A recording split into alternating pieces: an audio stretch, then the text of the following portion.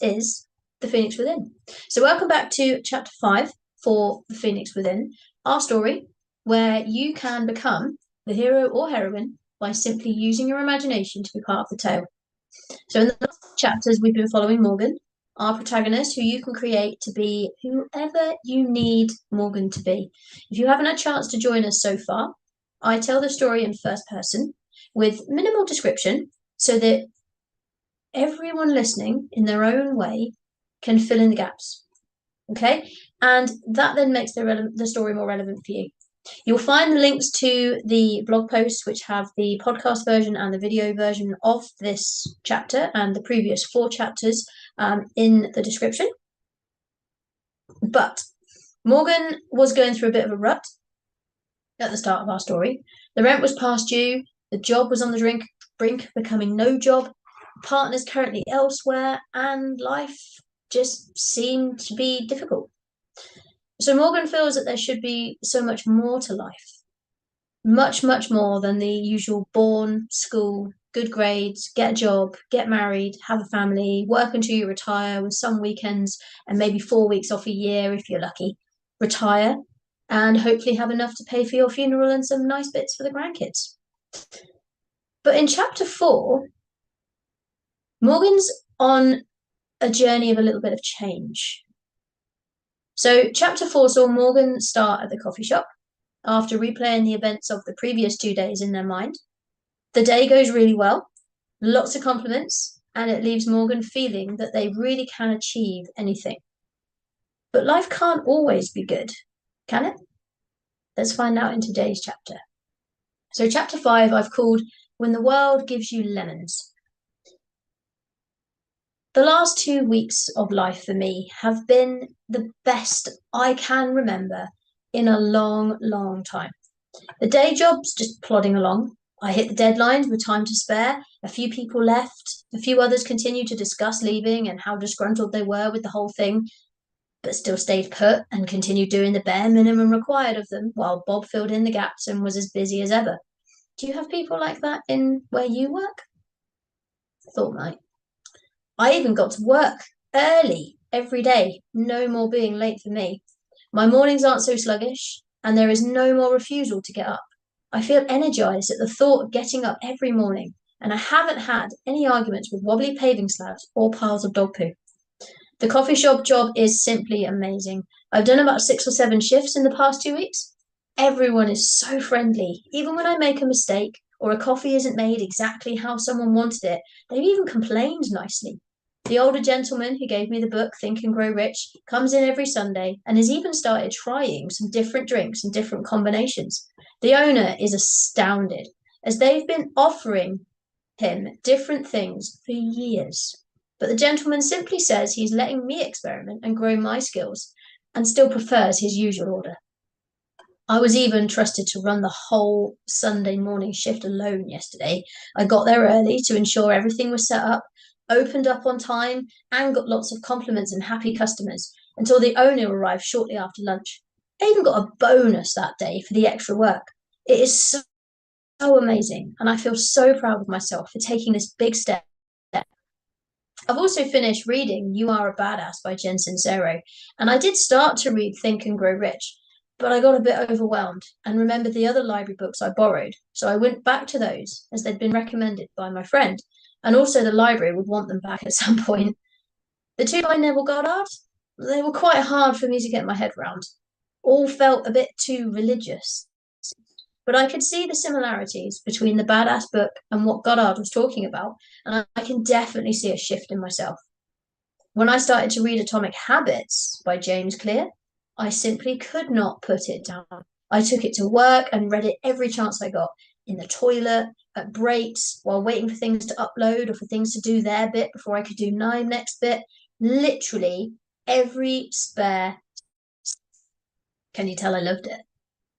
The ideas he was sharing were so simple and yet so revolutionary. I even shared it with Bob and a few others at first. The idea that we can become 1% better every day by simply making sure we do better today than yesterday. They were skeptical, I'd admit, but didn't criticize it and just left me to it. As I read the book, I started making little changes to my daily routines. fitting in more reading time, being more efficient and present with everything I'm doing. Excuse me. Shifting my diet, helped by my coffee shop, adding in little bits of exercise in the nooks and crannies, and combining activities together to make my hours more productive. Because as I heard during my friend's webinar, we have all the time there is. No one has more or less than anyone else. We all get all the time that there is. It's up to us what we do with the time that we have. And I have to say, doing all these new things, shifting my daily habits and behaviors, choosing to see the world from a different perspective, and generally giving out good to others really has changed my outlook on life. I feel happier, healthier, wealthier, more in tune with myself and my world. I haven't fully decided on a goal yet, but I have my list of wants and I feel so enthused about everything in my life. Life is so awesome. Well, until I got into work this Monday morning. I was in about 10 minutes early and could feel that something was different. All the walls were bare. Chairs, desks, furniture were not where they had been when I left on Friday afternoon. The office door was wide open and the blinds were gone from the window. I walked over to Bob. He simply sighed and said that there was a meeting at 9. So I take off my coat and put it with my bag on a desk out of the way and start to sort some of the bits on my workstation which had been knocked over. I don't have much, just a few little ornaments, a desk calendar, a couple of notepads. Then I consider making a drink, but see that the kitchen area is just a mess. So I decide to decide against it. I have a feeling I may not be here for very long today anyways. The meeting starts with some random person we've never seen before, or at least at first they don't look familiar in their jeans and hoodie, but then I realise it was one of the people who stood with the boss less than a month ago when the sale of the company was announced. They clear their throat, keep it short and simple, starting with thanking us all for our hard work and dedication to the company, but the company is now no more. We are welcome to apply for new positions at the new company, but as of now, we are no longer employed. What about redundancies? Someone shouts. Apparently, when a company goes out of business, it doesn't count as being made redundant. Well, that's unfair dismissal then. I look across at the speaker and simply smile. It's one of the people who've always seemed to do the bare minimum. No surprise there then that they're trying to get something other than just their P45. The new owner simply replies that unfair dismissal can only be brought against a company that is still in operation, and ours is not. We will receive the pay we're owed by the end of the month and any holiday pay or other benefits if the finances allow it, but that will be it. Oh, and we would all be provided with good reference. And the new positions available are pinned to the wall over there. Okay. I look at Bob and he shuffles over to the new job adverts, so I follow him over to take a look. The bills and rent still do need to be paid, and the coffee shop is great, but the pay isn't as much as I earn here. Even if I worked every hour of every day, would I make the same amount? And shops aren't open at 3 a.m. My forehead starts to get tight and feel uncomfortable as I scan the job titles and requirements. I don't seem to hit any of them. Even though a couple are doing the exact same thing I do now, the qualifications listed under required, I have never even heard of. I say as much to Bob, and he says to apply anyways, as what choice do we have? I nod. At least I updated my CV a couple of weeks ago. An argument behind me draws my attention. It's the minimum effort person making a scene, demanding to be paid redundancy or be instantly given a new role in the new company as they've helped build this one from nothing and deserve to be fairly compensated. The new owner is staying very calm in their responses, simply repeating what was said before and reiterating that everyone is welcome to reapply for their jobs, but no favoritism or time served here would be considered. I take a picture of the 2 jobs I feel best suit my skills, as long as I ignore the qualification requirements, and then pause as I notice the starting salaries. A fair bit lower than I'm currently on. How can they do this? Tell us we've all lost our jobs, then offer us to apply for new ones at a much lower rate and expect us to then work back up to where we were. I can feel myself starting to get angry and to understand minimum effort's point of view. Breathe, Morgan, just breathe. That voice again. I look for Bob and glimpse the back of his coat as he leaves. Well, at least he isn't prolonging the pain and still trying to clean up after everyone else. Good old Bob. Just doing as he's told. But what do I do now? All I've been told is to leave. My pay should come through by the end of the month, but who knows how much it will be. The rent will still need to be paid. I may have enough in the bank for next month, at least as long as the money from this job comes through on time. I feel quite numb as I pull my coat back on and pick up my bag. Life had been going so well, and now I'm right back to feeling how I did about 3 weeks ago. Well, I guess these couple of weeks were nice while they lasted. Completely disillusioned, I decide to head home. I have some job applications to write, I guess. I spent a good few hours refining my CV to gloss over the qualifications of the new role, writing a covering letter detailing all the things I did with the old company, and click send to the email address listed. I then spent some time looking online for other job roles that I could apply for while I eat my lunch, and suddenly realised how good my old job and benefits have been. I can find nothing with anywhere near the same salary that doesn't require a degree or some other qualification that I don't have. There seem to be mostly cleaning jobs, carer jobs, or checkout staff, but even those require qualifications. My forehead is really uncomfortable. I feel utterly useless and at a dead end. But then an idea popped into my mind. Why not try the library? I need to take these books back anyways, and I could speak to them, as I'm pretty sure they have a careers section and other contacts. And I could also print some copies of my CV to hand out and get some more books to fill up my time while I wait for responses from my applications. Good idea. A walk will also clear my head. So I email my CV to myself, clean up my lunch things, get my coat on, and head out the door. I feel quite proud of myself for not having a major meltdown, for being productive and not just sitting on my sofa, staring at the wall and thinking the world has ended. The walk is pleasant and it definitely helps. The weather is good walking weather and there are no threatening clouds. Once at the library, I check the books back in and then speak to the person behind the desk. There is actually a careers session happening this afternoon. Now that was a nice coincidence, considering the way the day was heading. The session is quite busy, but I still managed to get some time with the people there to check through my CV, change a few things, and also some lessons on how to search for jobs. They highlight a few simple ones to at least get me started, and one catches my attention: a cleaning job at the university. Doesn't require any specific qualifications, fairly low pay, but maybe I'll be able to get my foot in the door of a course there to upgrade my qualifications or do such a good job that I get considered for other roles there. Or maybe I will simply get more intelligent by being around intelligent people. One of the books I read that you are the average of the 5 people you spend the most time with. So maybe a new environment will boost my average by being surrounded by academics. But you'll just be a cleaner. No one will want to interact with you as you scrub floors, empty bins, and clean toilets. The thought makes me shudder by its apparent appearance from nowhere, and it stops me in my tracks. It would at least give me a few hours income a week and still leave me time to work at the coffee shop and find a third job as well. I click apply before my mind can argue any further, then carry on reading through a few more adverts, applying for a couple more here and there before the library is closing and it's time to head home. I get a few replies, mostly rejections, over the rest of that week, including from the new company that left me jobless in the first place. As predicted, I don't have the qualifications they're looking for. Oh well, I'm not sure continuing to work the same job for less pay, more hours, new owners, and potentially the same staff would have been a good idea anyways. I've picked up a couple of extra shifts at the coffee shop, and the owner has said they will help where they can, but it will mostly be sickness cover, as there are not many openings at the moment.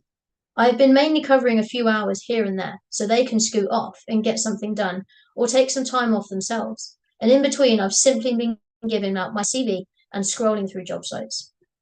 The cafe owner was really supportive, actually, when I asked and explained the situation.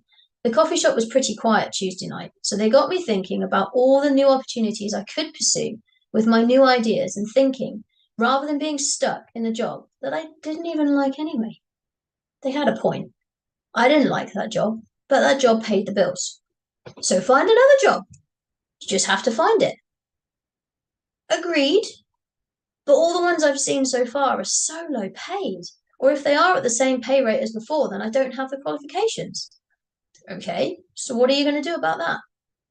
That question took me back a little. I guess just continue looking and maybe building in your mind the image of the role you want to be working, the type of life you want to be living, just like you've been talking about for the last 2 weeks from all these books you've been reading. It had a point, and that's what I started to do. Every time a negative thought into my mind, I would switch it to something I wanted to be doing instead as soon as I noticed. And on the following Tuesday, I got a much more positive email. It's an invitation for an interview for the university cleaning job, the one that got me dreaming about climbing the ladder and being surrounded by all those intelligent people. The interview is that afternoon, so I very quickly phoned the coffee shop owner to ask for the afternoon off and promised to be there as soon as I can to cover the rest of the evening for the late closing. The owner says it's fine, and I reply to the email with acceptance. Wow. My mind starts racing, and I start blocking out any images of dirty toilets and students throwing rubbish at me that my mind is deciding to share. I replace them with me standing at the back of a lecture theatre, emptying the waste paper bin while listening to a lecture on a topic I've never heard of. I decide to have another shower, iron some clothes, my hair and face, so I look slightly more presentable.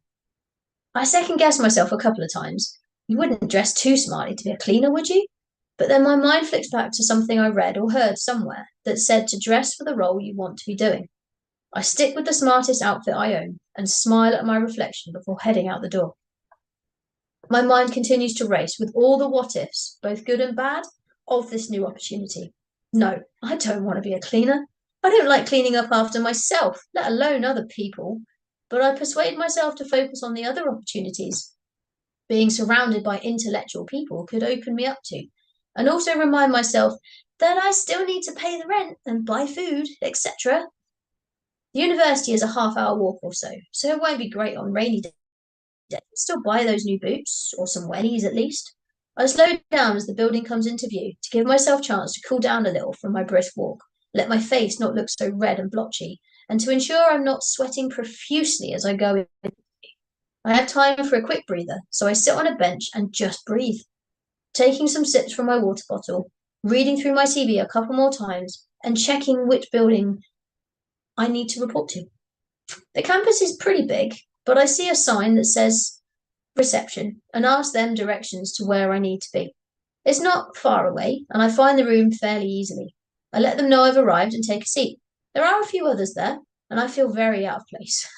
It seems the appropriate cleaning job is leggings, tracksuits, and baggy jumpers or t-shirts. Just breathe. I remind myself that I'm here as the person I want to be, and this job is just a stepping stone to get there. I smile at the others and introduce myself, but no one responds, so I sit quietly and simply look at the pictures hanging on the wall. I'm called in after two others, and as I enter the room, there are two people in work uniforms sat behind a desk. I offer my hand to say hello and then pass them each my CV. I take a seat and the interview commences. Nothing really stood out to me during the next half an hour. A few questions about things on my CV. The coffee shop role sparks their interest, as at least I need to do some cleaning there, and about what happened at my old job. I am honest with them, and they make some notes, and then ask why I want this role when the other job was a lot higher paid and completely different. Again, I am honest. I need to pay the bills, but I also remember what the careers advisor had told me. I have to convince them that this isn't just a means to an end role. They want to hear that I will be loyal, work hard, and not be planning a quick exit if I get a better option. So I decide to share my recent learning from my reading and my experiences at the coffee shop and say truthfully that I'm finding serving others to be a very rewarding thing to do. And to be able to do that in a university where I may meet like-minded people and learn some new things along the way sounds like a good role to me. I wasn't expecting them to then smile and say to dress a little less smartly when I start my first shift tomorrow morning at 7:30 a.m. I smile awkwardly, shake their hands, take a form to fill in, and bring back tomorrow with all my personal details, bank account, etc. A brief nod to the others still waiting in the interview to be interviewed, and I head home to change quickly before heading to the coffee shop as I had promised. The owner smiles as I walk in. I'm still feeling a bit overwhelmed and what just happened. And they congratulate me on my new position and encourage me to tell them all about it. How do they know everything before I get a chance to tell them? The shop is empty. It's the lull between the school run and the end of the working day. So we make a drink and I share the details of the role. I say it isn't really what I wanted to be doing, but it's a means to an end. And I focus more on the other benefits of being around new people and maybe learning some new things. They applaud my open mindedness and agree that it could be the door to a lot more opportunities for me. A customer arrives and it is back to work. The next morning, my alarm goes off at 6 a.m. I'm up, dressed, breakfast and lunch sorted, and out the door within 45 minutes. I am not going to be late on the first day. The walk is pleasant, quiet, with very few people or vehicles around, and I arrive in good time. I swap my filled-in form for a royal blue t-shirt and a pinny-style apron, and then join two other new starters as we're shown the ropes of where everything is that we need and how things like to be done. I'm then left in a hallway with a vacuum cleaner and a feather duster as the others are taken to the toilets. As I dust the picture frames, notice boards, and skirting boards, a poster catches my attention. It has a picture of two circles, joined in the middle by a little line, with four small lines poking out the sides and five small lines coming out the top of the bigger circle. It looks a little like a stick person. And within the circles are three words: think, feel, act. It seems to be inviting people to a seminar next week that will show people how their mind works and how to boost their success. I make a quick note of the details and carry on with my cleaning before the manager comes back. They seem to be happy with my progress and pull me aside quickly to show me the routine for each of the rooms along this corridor. I'm to enter each one, do a quick vacuum of the doormats, a quick dust, and empty the bins. Some of the rooms are offices, some are classrooms, and there are a couple of larger seminar-style rooms with seating all stacked up like an amphitheatre, and looking down at a lectern and a large board or screen at the front. I'm given a set of keys to open any locked doors and told to be mindful of any doors with a red tag, which means they don't want to be disturbed or have the room cleaned. This job seems simple enough, and I'm grateful to be doing this rather than the toilets and stairwells that the other two seem to have been assigned. I get to know the other two a little over our short break period at 9, and then we carry on by emptying hallway bins and litter picking around students and staff until we finish at 12. There's a second shift that works from 12 through till 4:30, and some opportunities to work later when rooms need setting up or if there's a later seminar. I mentioned to the manager my availability around the coffee shop hours and offer to be available for the seminar I saw advertised that's happening next week, if they need anyone to help with the drinks, rubbish, or other jobs during the session. My name is penciled in, and then it's time to head home. The walk is pleasant. It's only lunchtime after all. Not many people around still, but still a nice, quiet walk. I run through what happened that morning in my mind as I walk, all the different things I saw in the different rooms. I didn't get to anything other than the cleaning. I wanted to make a good impression on my first day. And I also want to be considered trustworthy enough to do that seminar next week. It looks like the kind of seminar that's quite expensive, if I'm honest. The person on the poster looked really posh, really proud, really intelligent, well-groomed, and like they knew an awful lot. So I'm really looking forward for the opportunity to be able to watch them. Once home, I sort myself out some lunch, and then I jump straight back on the laptop and just keep scrolling the job adverts, seeing if there's any other little jobs that I can do in the nooks and crannies around the coffee shop and my new cleaning role. And then my phone rings. It's the coffee shop owner. One of the other baristas hasn't turned up for work, hasn't let him know. And it's quite unusual, actually, for that one. So they've asked me to go in for the afternoon. It's only an early shift, so it's only going to be a couple of hours.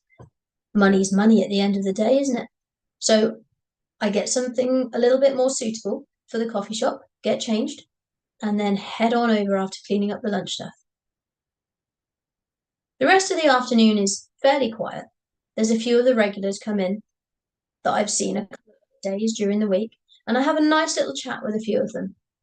The older gentleman that gave me the book, Think and Grow Rich, he's not in today, but then he's not usually in during the week anyway.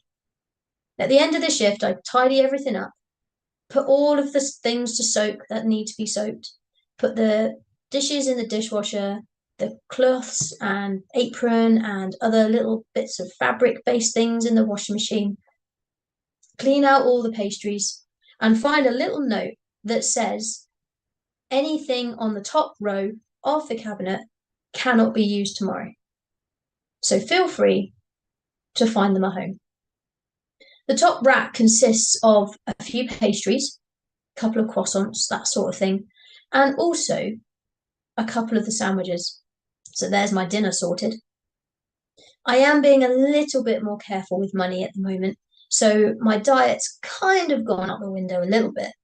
There's not much in my cupboards at all, to be fair.